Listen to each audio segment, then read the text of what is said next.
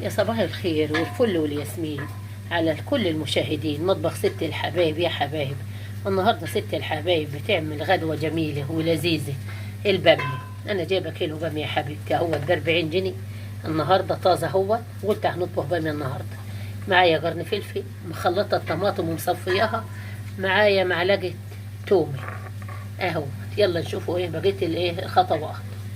معايا يا حبيبتي البصل، انا عامله بصل حبتين بصل زي ما انتم شايفين كده، وعلى النار هتتشوح وننزل التومه معاكم.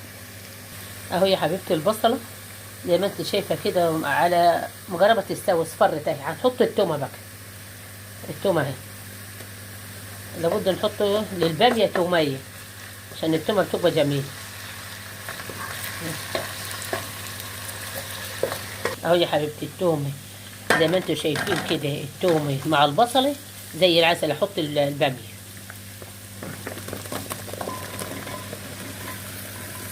ايوه كده، دي كيلو باميه.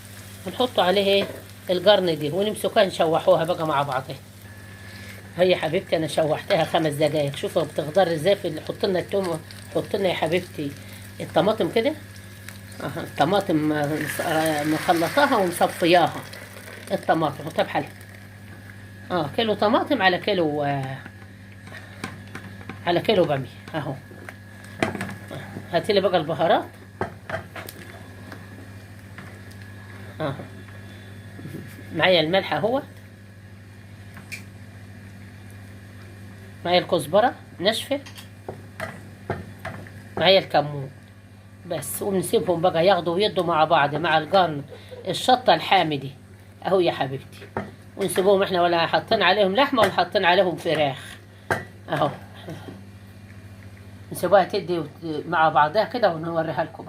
الباميه هي حبيبتي بتغلى هي زي ما وريتها لكم كده. هنسيبها بقى تاخد وتدي مع بعض عبل ما تستوى وهرجع لكم. بس وصلت لغايه كده بالله عليكي خلي بالك من اللايك بتاع ست الحبايب يا حبايب. الله الله الله على الباميه الجميله اللذيذه. عاملاها معاكم واحده واحده، جميله ولذيذه. اللهم صل وسلم وبارك على سيدنا محمد وعلى آل سيدنا محمد. ازيكم يا حبايبي؟ عاملين ايه؟ يا رب تكونوا بصحة وبأحسن حال.